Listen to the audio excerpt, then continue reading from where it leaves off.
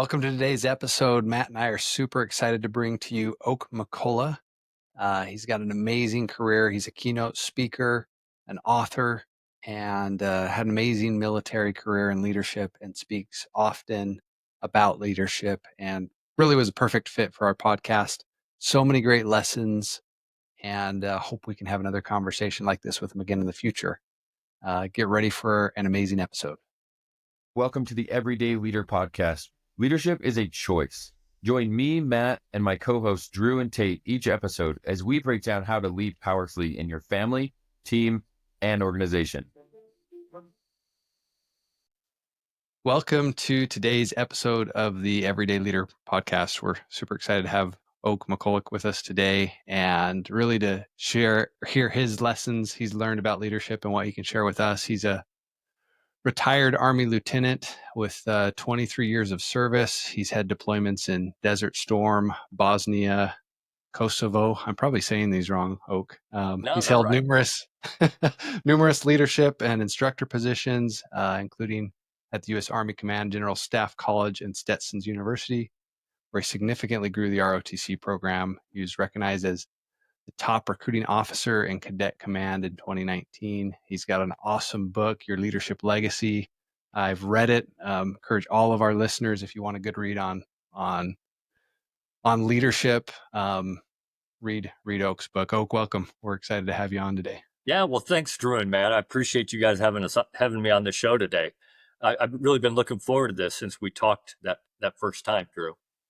Yeah, real quick, that's a really honestly incredible bio. And what the listener doesn't know is that just before we hit record, Oak was telling us a story about the first podcast he was ever on when the guy said, I don't know if this is worth your time. I only have like 40 listeners. And Oak said, if we help one person, it's worth it. So I just want to say that so that you know the kind of person that we're talking to today. So yeah, well, thank you for that, Matt. I appreciate that. Yeah. Well, Drew, I'm just going to kind of hijack this just a little bit because I have a question, and it's not that profound of a question. And I feel like I've been excited to ask you, Oak, this question, which is because we believe that the term leadership is one of the most diluted, not in a negative way, terms out there. Yeah. Or if you asked 1,000 people, like, what is leadership? You would probably get legitimately 1,000 different answers. And we don't believe that we have like the right answer or the only answer by any means. And we're fascinated with what other people think of or how they would describe leadership. So that's my first question for you. What is leadership to you? Yeah, so that's a great question, and that's one of the things, that's the first thing I talk about in my leadership talk when I go around across the country talking about leadership is I say you need to define what leadership is, not only for yourself if you're a leader, but for your organization. And I say the reason that's so important is because you're trying to train junior leaders in your organization. If they don't know what it is that leadership looks like, what you're looking for, then how do they know how to get there? So you've got to define it. We define mission statements. So why wouldn't you have a leadership statement? And I always did, and the Army did. For me, leadership is about selfless service. End of story. It isn't about you, and yet it's all about you. It's not about the privileges you're going to get or the title you're going to get or that you're going to make more money and drive a nicer car and live in a nicer house. Okay, leaders get those things. Good. But if that's the only reason you want to be the leader, then please go do something else because you're not going to be a good one. It's all about you and how you treat and empower the people that you have the privilege to lead. And it is a privilege to be the leader. And unfortunately, too many leaders out there today, I think, have forgotten that it is a privilege, which explains the state we're in right now. And how you run that organization that you have the privilege to lead. And to me, that's what it's about. It's about leadership is leadership. Okay. I get people tell me all the time, Colonel McCulloch, you know lots about leadership in the military, but you don't know anything about leadership in the civilian world. And I say, are you crazy? Leadership is leadership. I don't care where you learned it. I don't care where you practiced it. It's about people and trust. End of story. Period. Now, the principles don't ever change, no matter what leadership position you're in. How you implement those and communicate those principles will certainly change based on the organization you're in. I didn't talk to my civilian workers the same way I talk to my soldiers, because that's just not the environment that you're in. So you have to make some adaptations, but the principles don't change. Leadership is leadership. Yeah. That's amazing. Can you share an example of what, I mean, you kind of just did, and can you share maybe a more like detailed example of what that looks like? Because I think that that is such a great point, that the principles, the underlying principles of leadership work, and there's many that don't work, and that the application looks different in different situations. Like, I mean, I think I would say that the application of leadership in my family is slightly different than maybe in my Sure. business, and the Sure. principles though are very much the same. Any other Yeah. examples you can share of how you've seen that play out where the application is different? Yeah. Well, one of the things, mission accomplishment, getting results, however you want to say it, in the military, mission accomplishments, in the real world out here, a leader has to get results, and you can do everything a good leader should do. And if you don't get results, you're wasting your time. You're not a good leader. So in the Army, it was when we had a mission to do or a job that we had to get done, we were there till it was done. And if that meant 5 o'clock in the evening, we left at 5. If it was 10 o'clock in the evening, we left at 10. If it was 2 o'clock in the morning, we were there till 2 o'clock in the morning. I was at the food bank and that I was running after I retired, and we were planning an event, the biggest food handout that we did every year. It was about 3 weeks away, and we were in the final planning stages for it. And we're sitting there in the conference room, me and I don't know, probably 10 or 12 people, maybe 15, planning through this event. And at 4 o'clock, I saw people closing their books and putting stuff away. And I was like, what are you doing? And they said, well, it's 4 o'clock. It's time to go home. I said, we're not done. And they said, but it's 4 o'clock. It's time to go home. I said, okay, if you want to leave, go ahead and leave. I said, but before you leave, let me make one thing absolutely clear to you. 3 weeks from now, when we're handing out food and some 19-year-old unmarried young girl has to go home and can't feed her 2-year-old daughter because we didn't get this right, you are to blame. How many people you think left? 0. So I just had to remind them what it was we were doing and the importance of what we were doing. In the Army, I just would have said, well, we're not done. We're here till it's done. So the principle, getting results is the principle. How you have to implement that and how you need to communicate that to the people that you have the privilege to lead may differ. And you just got to play it by ear, who you have working for you at that time. Yeah. Okay. I think one of the things we feel like here at the Everyday Leader is that the world's starving for more leadership, starving for people to help them, see what they need or what they want, or maybe what the reason they should be where they are. And I guess like you using that example of like telling them, hey, we don't want to go home early and that young mother go home with no food tonight. How do you see the importance of like leaders, spreading the vision of what they're doing, and how can leaders do that more effectively? Yeah. So to me, that's one of the leaders' big job, most important jobs. Is come up with a vision, a plan of how you're going to get to where you want to be, and the culture of the organization that you're leading. You are, as the leader, you are the shadow. The culture is your shadow. I mean, you're the one that determines what the culture of that organization is going to be. And so, and I always put those three together because they are tied together. They should be. If they're not, you're in trouble. They should be tied together. The vision is where you want to be a year from now, 5 years from now, 10 years from now, however far out you want to go. The plan is the things you got to do on a day-to-day basis to get you there. And the culture is who you are along that journey as an organization and as people in your organization. And so to me, the vision is so important that you be able to not only define what it is to them, but also then you got to be able to say what's your part of that vision. You got to be able to communicate it to them, because if they don't know what their part of accomplishing that vision is, then how can they help you? And it really does come down to that they'll do their job, but they don't know if they got to do something a little extra or make this decision or whatever. So I think that's huge, and I can give you a concrete example of that. When I took over my Army ROTC program, that last assignment on active duty, I ran the Army ROTC program at the University of South Alabama in Mobile. And when I took over, there were 53 cadets in the program. And so in the Army, every time you take over a new leadership position, they send you to a school to teach you how to be successful at whatever they're asking you to do.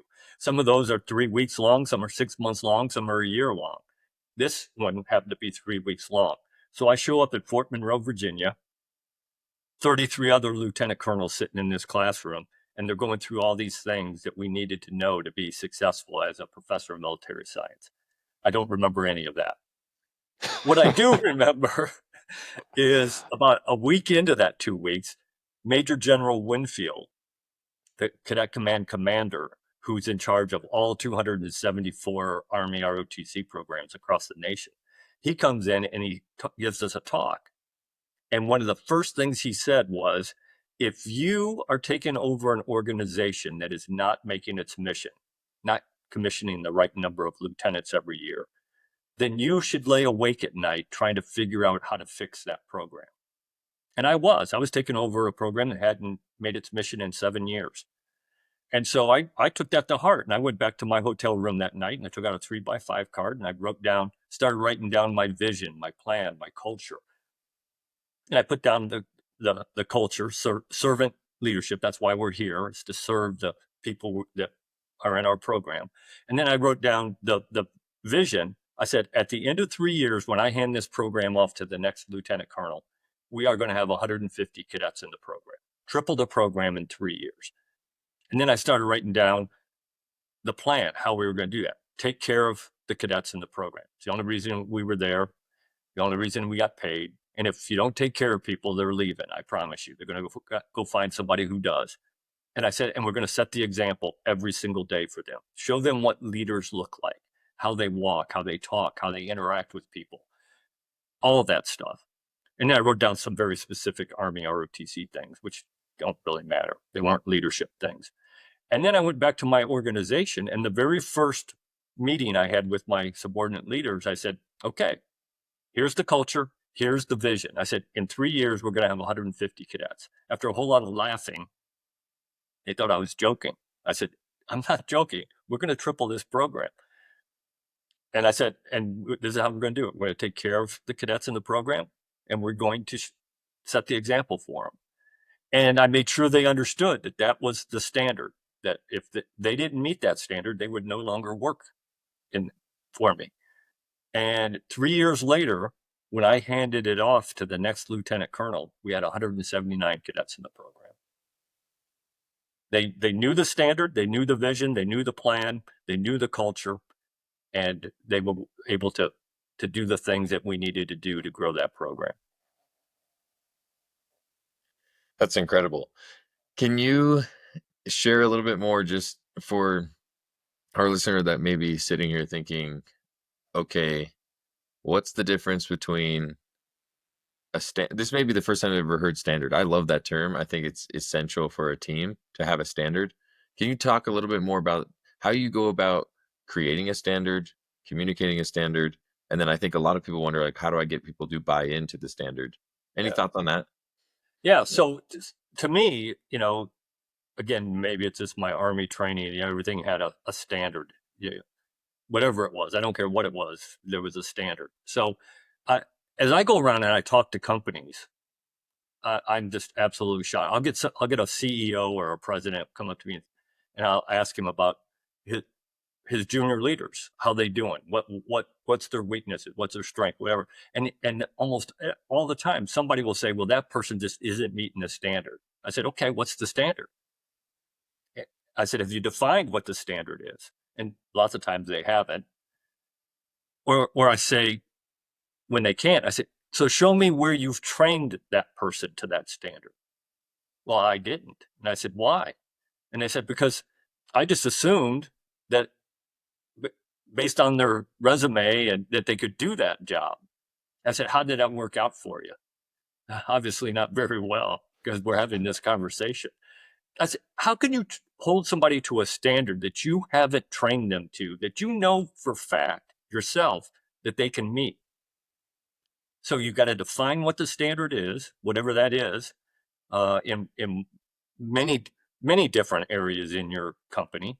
But for that job, whatever the standard that they need to meet, you need to define it very well to them so they understand it. And then you need to hold them accountable. And I know that's a dirty word in today's world, but you got to hold them accountable to that standard. When I would have somebody who wasn't meeting a standard, I would call them in and I'd say, okay, here's the standard. Here's where you are. We got to figure out how to bridge that gap. And this is how we are going to figure it out, not you. And to me, that's the difference between a boss and a leader. A boss says, Matt, you're not meeting the standard, figure it out. A leader says, okay, Matt, you're not meeting the standard. Here's the standard. Here's where you are. Let's figure out how to get you there. What training do I need? What additional training do I need to do with you? What's the path to get you there? And that can be for a month, for 6 months, for a year, however long you think that needs to be to get you to that standard, that we decide to get you to that standard. And then every week or every month, you come back in and we say, okay, where are we on this? You've done this. You're doing that well. You still got to work on this thing. But if you do that, then it isn't just you telling them to fix it or telling them what it is that they're going to do to fix it. You had that little negotiation, that little talk, and most of the time they'll come up with it themselves. They know what they're missing, what they're not doing. And then you're showing that you actually care about them, not just that you're telling them what to do, but you actually care to help make them not only a better worker, but hopefully a better person as well. So the buy-in piece for them is to let them be involved in the decision making of what it is they need to do to become better at whatever it is they're doing. Yeah. Oh, that's so good. Last thing on this standard piece, can you share an example? Because is it more frequently the standard is described through the desired behaviors? Is it metrics? Can you give an example of a standard that you've seen either in a leadership team or in your own military experience that was really clear and helped people see like, okay, yeah, I know how to get there?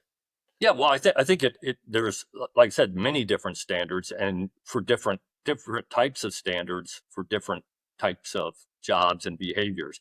One of the things that I did in the Army and in my civilian jobs is in the Army, we had this thing called a command philosophy.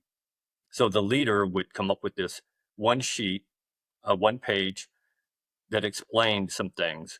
And then when I got out of the Army and I was dealing with civilians, of course, they don't understand command. So I said, a leadership philosophy. It still works, and I still use the same format. And so what I would do is I would say, and everybody does them a little bit different, as we should. We don't want robots as leaders. We want people to be individuals and use their own, what works for them and what doesn't work for them. So the way I did mine, and up until the time that October 2023, when I retired from working for somebody else, and now I'm running my own business, an individual, is I would say, okay, here's the culture, the vision, and the plan of how we're going to get where we're going. That was the first paragraph. Just real simple, but just something so they at least get an understanding. Then the second paragraph was, this is what I expect from you. I, the leader, expect this from you as the follower or the junior leader.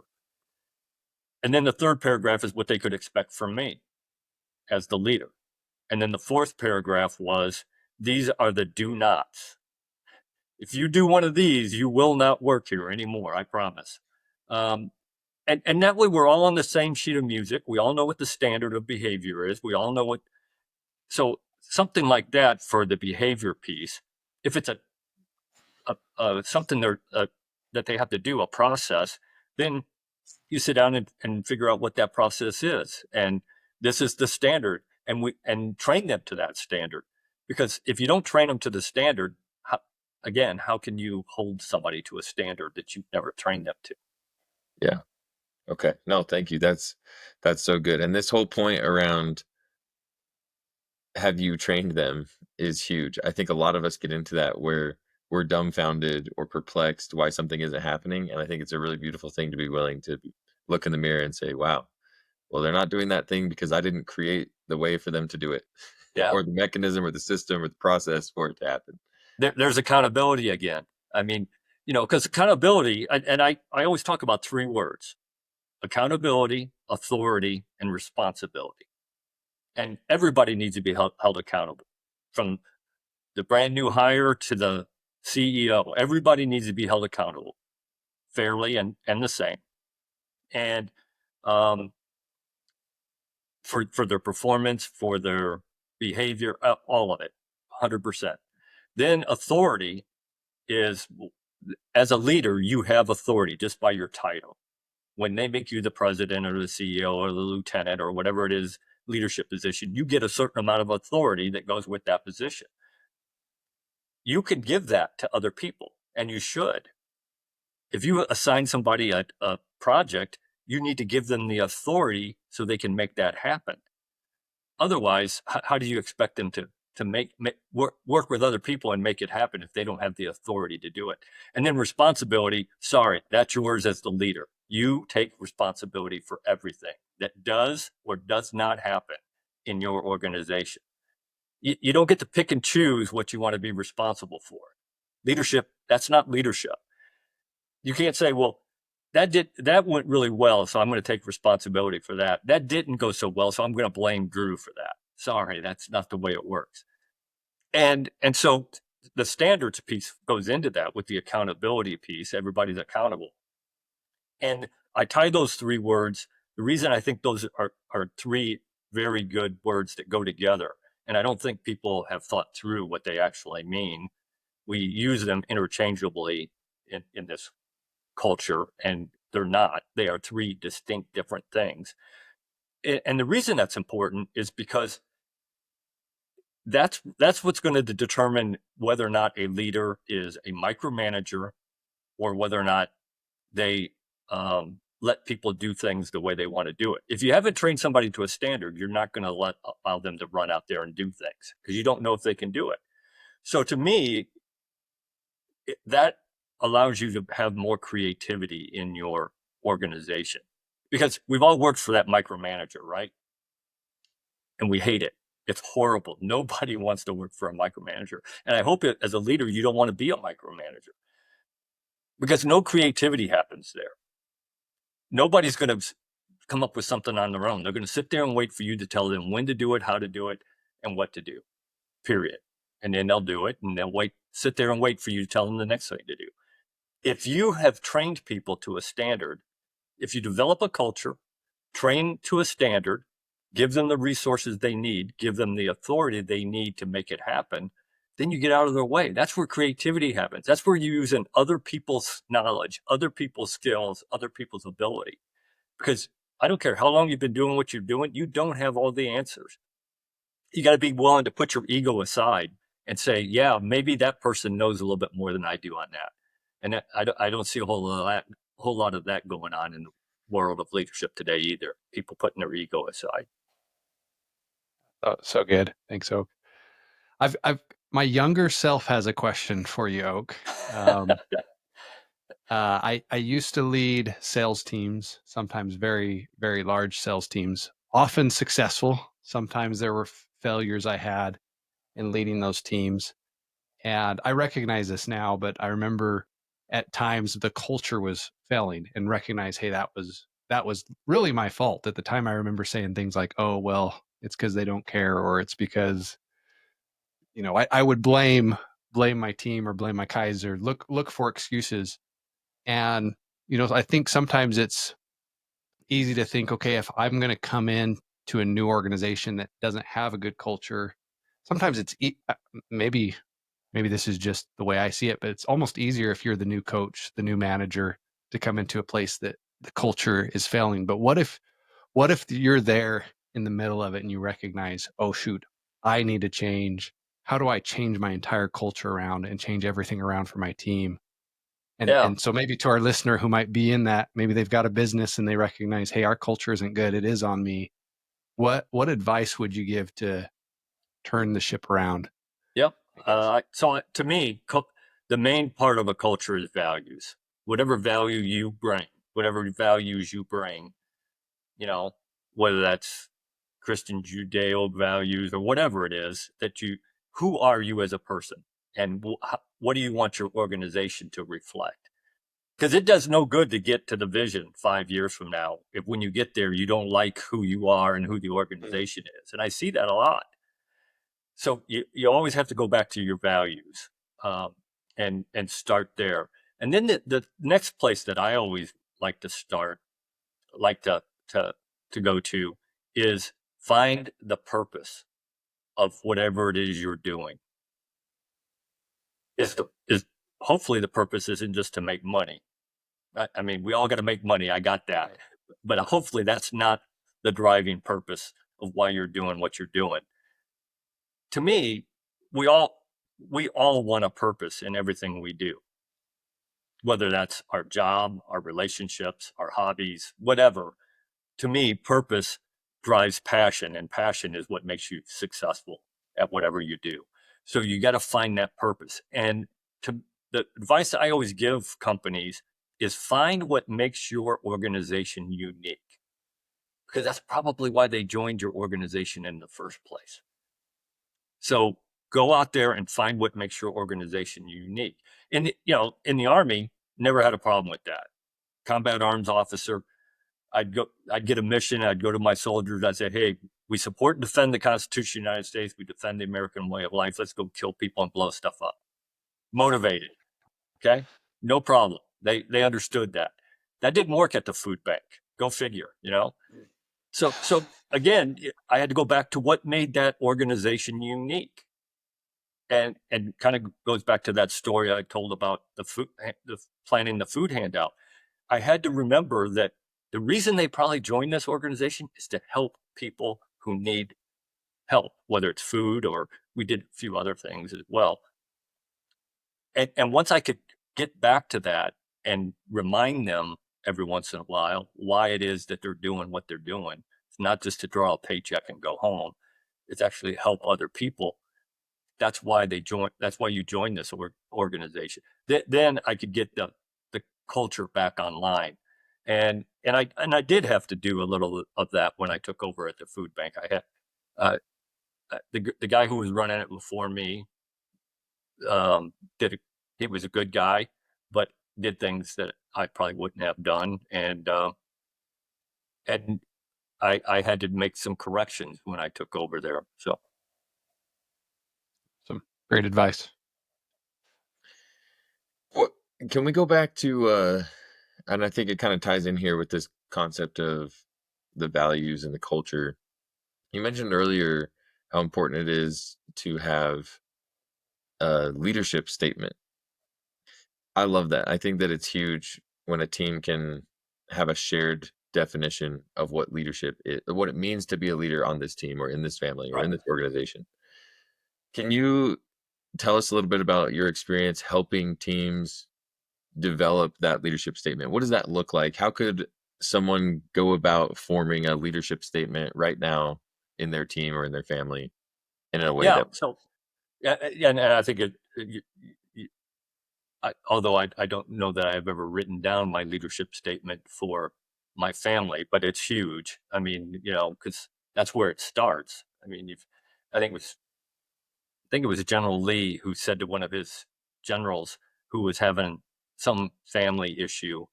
He said, if you can't even lead your own family, then how can I trust you to lead thousands of soldiers? So it starts there. So I think you do have to figure out what leadership in your family looks like. And if you want to write it down, then that's good for you. That's probably even better. It's probably something I should have done when I was younger and had two little kids at home. But for organizations, I tell them the same thing. I say, what is the purpose of what you're trying to accomplish here? And when you talk about a leadership statement, I say, what's your purpose for developing leaders? Go back to figuring out what I got to do to develop somebody to take my job. Because I don't care how high up in an organization you are going to leave that position at some point. Promise. You're either going to retire, you're going to get fired, you're going to move to a new job with a new organization, or you're going to die. But one way or another, you are leaving that position someday. If you're not doing a good job of figuring out training, coaching, developing, mentoring those junior leaders, then you deserve everything you get, because we will reap what we sow, I promise. And so go back to what it is you want that junior leader to learn, to what type of leader you want them to be. And then your definition, which should be short and to the point, should be what drives them to be that, what they strive to be as a leader. So go back to your values, go back to what it is that you think a good leader looks like. And that's the type of leadership statements you have. And then that also drives your leadership development program and your professional development program in your organization. And I'm shocked at how many companies out there don't have a leadership development program or a professional development program. And I always tell them, look, you're shooting yourself in the foot, because even if that person will never be a leader in your organization, the more skills you give them, the better worker they're going to be. And the more they'll be embedded into the culture that you're trying to establish. And it's only going to make your organization better. And here's the other problem if you don't have a leadership development program. If I come to your company and I'm an 18-year-old, 21-year-old college graduate, and I have aspirations to be a leader someday, and you don't show me a pathway to get there, I'm leaving. I'm going somewhere else. So you're losing your best talent to some other company that has a leadership development program because you were too lazy to put one together. One word you like, or a couple words you used, Oak, I really liked, is you used the phrase, and I don't think I've heard anyone say this before, junior leader. And one thing I love that you talked about this in your book, we talk about it a lot together and on our podcast, is that you don't, a title doesn't make you a leader, and that you don't have to have a title to be a leader. Could you speak a little bit about that? And that junior leader is what made me think to ask you about that. Yeah, well, I think, certainly some people say subordinate leader, and I use that on occasion, but I prefer the junior leader piece of it because they are leaders. They just happen to be leading at a lower level than you are as the boss or as the CEO, president, whatever it is, position you have. And so I think to me, you're absolutely right. I think it was General Powell who said that, a title doesn't make you the leader. You're not the leader until the people you lead decide you are the leader. Then you're the leader. So, but people do have influence, even if they don't have the title, even if they're not the leader, the known leader of the team. They still have influence, and they still have the ability to have an impact and step up on those occasions when you're not there. I used to tell my teams, if I'm not here, somebody steps up and becomes the leader and makes a decision. Right, wrong, and different. That's okay. Make a decision. We'll deal with that decision after I get back or down the road somewhere. But somebody has to step up. There always has to be somebody. And so a lot of times that person who would step up wasn't the junior leader, but they saw a need and they stepped up and did it. And so I think you need to have that, allow that to happen in your organization. And I'm here to tell you that that's how you determine who the next junior leaders are going to be. those ones who have that gumption to step up when nobody else is around, no other leaders around, but they're willing to step up and make a decision, probably one that you want to hang on to. And because everybody, because I get asked all the time, are leaders made or are they born? And I think there's a combination. Certainly, you can go through leadership development, and we did it in ROTC, and I could take just about anybody, as long as they wanted to be a leader and they wanted to learn and they were willing to learn and do the things that we told them to do. We could turn them into a leader. Quite a variety of good leader versus average leader type things, but we could turn just about everybody into a leader. But I do think some people are born with some inherent leadership desires, abilities. And if you don't believe me, go out on a playground with a bunch of 5-year-old kids. Somebody out there is a leader. Nobody made that young man or that young woman a leader, but everybody's following them. So some people do have that inherent drive, that ability. Now, then you got to develop it if you want to become a good leader. But I think that we want to encourage people who don't have the title to still step up when need be and be that leader of that team, organization, company, whatever. Yeah. Well, so I can think of one last question as we start to wrap up here. What do you wish you would have known at the beginning of your 23-year career about leadership that you probably understand now, or that you have clarity on now? What do you wish you would have recognized or known about leadership earlier in your life, Oak? The importance of listening. Ooh, that's so And good. I mean real listening, not just listening to answer the question or to then put your 2 cents worth in, but actually listening. And I got taught that as a captain, a senior captain. I went to work for a guy who was a lieutenant colonel at the time, and I was a captain.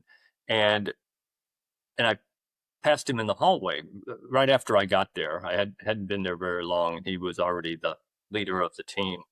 And I passed him in the hallway one of the first times I passed him, and he said, "How you doing, Oak?" And I said, "Fine," and I kept walking. He said, "No, no, no. Come here. How are you doing? I want to know how you're doing." And I talked to him for a little bit about that. And then he said, "Well, how's your wife doing? They just got here, and I know they were gone for a little while, and you just got them here. And then, do you have any kids?" I said, "Yeah, I got a son and a daughter." And he sat there and he talked to me. Felt like a half hour, probably 15 minutes. But he never interjected anything about himself. He listened. And every time I'd pass him in the hallway, he'd say, how's Oak and Kaylee doing? My kids. He remembered their names. Listen. It's a huge part of communication, but it isn't one that we do very well, especially in this country. And I always tell people, if you want to become a good listener, you have to make a conscious decision to do it. It isn't going to come naturally for most people. You need to make a conscious decision that I'm just going to sit there and listen to understand what's being said, not to decide what I'm going to say next or anything like that. Become a good listener. And I think that will help you a lot as a leader. That's amazing. Also, for anyone who feels like they're not a great listener, there is hope. And kind of going back to the whole, are our leaders born or made? I also believe it's a combination of both. I'm not an inherently gifted listener. Jim Collins says, lead with questions, not answers. I love my answers. I love leading with my answers. I think I have great answers. So I'm constantly working on lead with questions and then shut up and listen. So it is. It's a conscious decision to do it. And if you make that conscious decision, you'll find that it really does make a difference in your ability to lead and also just to get to know people and build that trust. And again, it's about people and trust. Everything is about people and trust, not just leadership. Life is about people and trust. Yeah. Amazing. Awesome. Oak, well, what's the best way for anyone who's listening, if they want to connect with you? You are a keynote speaker. You do have a book. Where can they follow you or connect with you or get access to you? Yeah, I have a website, ltcoakmcculloch.com. And on that website, it has all my social media, a link to it. So you can connect with me on LinkedIn, which is how we got connected. But I'm also on Instagram and all the other ones. And I'd love to connect with you if that's what you want to do. It also has my cell phone number and my email address on there. So if you want to give me a call or send me an email and we can set up a call or whatever, or a Zoom meeting. I love hopping on Zoom meetings with people because it's about connections and I love connecting with people. And then there's also a link to my book that will take you right to the Amazon site if you want to buy that. And then if you're interested in having me come speak at one of your events, then just send me an email and we'll hop on a Zoom meeting and we'll talk about what that looks like. Awesome. Any events you're speaking at soon? So my next speaking event is in May. It is in Springfield, Massachusetts. And it's a conference. It's called the Northeastern Emergency Power Conference. So it's organization that everybody in the organization either sells, fixes, installs emergency generators for hospitals, for condos, for whoever needs an emergency generator. Cool. You probably need leadership inside of that too. Every profession needs good leadership. Awesome. Well, Oak, last question. We love asking those on our podcast, what do you want to be remembered for? That's a great question, and it kind of leads into, I usually try to end every podcast or every talk that I do with this same thing. And I think I ended my book with it as well. That I made a difference in people's lives. And I tell people all the time, your goal every day should be to go out and find one person and make a positive difference in their life. Just one. If you could do 10, good for you. Find one person, make a positive difference in their life. Imagine how much better our families, our neighborhoods, our communities, our towns, our cities, our state, our country, the world would be if everybody made one positive difference in one person's life every single day. Awesome. Well, that was a fantastic way to end. Thank you for sharing that. And that's what we like to say at the end of our podcast. Today is the day to go be that and to do that. Yeah, absolutely. Well, thanks, Oak. This has been great. It's super nice to meet you and appreciate you taking the time to come on. Oh, thanks for having me. This has been a great conversation, and hopefully we helped somebody today. Yeah, I think so. Thanks, Oak. To our listener, today's the day. Thanks for joining us on the Everyday Leader podcast. If you're ready to take your leadership journey even further, subscribe to our weekly newsletter for more insights and practical tips. And don't forget to connect with us on Instagram to stay a part of our growing community. Just follow the links in the show notes. If this episode impacted you, please help us spread the word and share the link with a friend from wherever you're listening.